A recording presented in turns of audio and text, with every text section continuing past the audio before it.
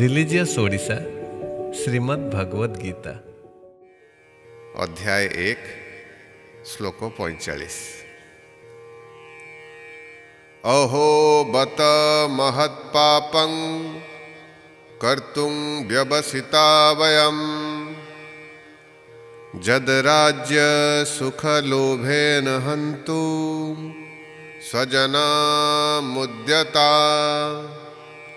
अनुवाद। हाय कि दुखर कथा, आम्भे माने महापाप करने को स्थिर करिछु, अर्थात राज्य सुख लोभरे निज स्वजन मानक हत्या करने को चेष्टा करुछु। व्याख्या।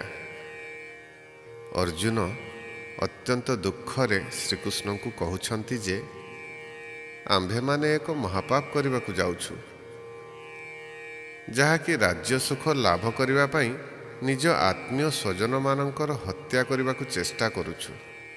शिक्षा। गोटे मूर्ख व्यक्ति पाप कले ताकू क्षमा मिल पारे, हेले जड़े ज्ञानी व्यक्ति पाप कले ताकू क्षमा मिलिब नाही।